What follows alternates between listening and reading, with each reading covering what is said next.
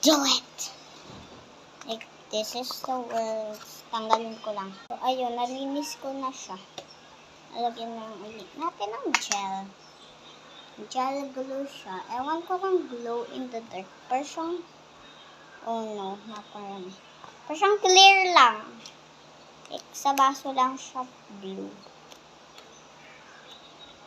Pero dito, tignan nyo. Clear kasi yung lalagyan. Pero pag sa table, pero talaga siyang clear.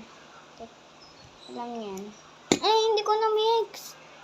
Nilagyan ko agad ng okay lang. Unti lang naman yung nilagay ko.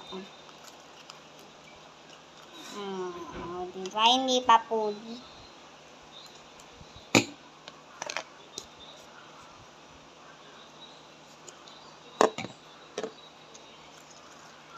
Magiging white rin to. Diba? Sabi sa inyo. Dahil dun sa powder.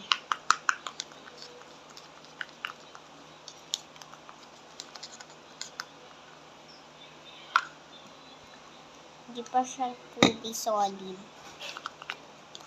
I-mix ko lang. So, ayan na guys. Thank you for watching. Ayan.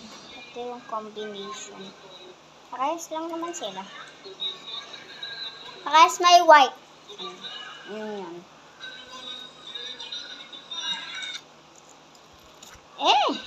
First, ayusin ko to kasi hindi ako makagawang bubbles. Na-add ko na ng glue kasi yun naman talaga yung paggawa ko ng slime light.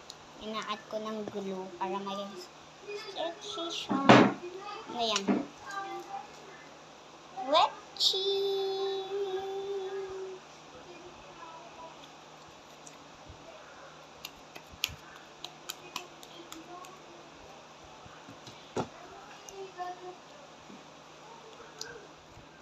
So, ayan. So, eto rin, ayusin ko wait. So, ayan. Mix ko muna bago ko ipakita. Super crunchy ng slime ko. Tignan.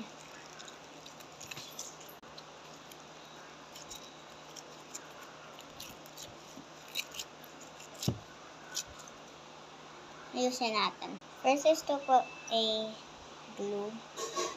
Konti lang. Ganyan. Then, hihiwain ko muna. Pakay ko, hindi ko nilahat. Yan. Next vlog na lang, which is part 5. Bye-bye.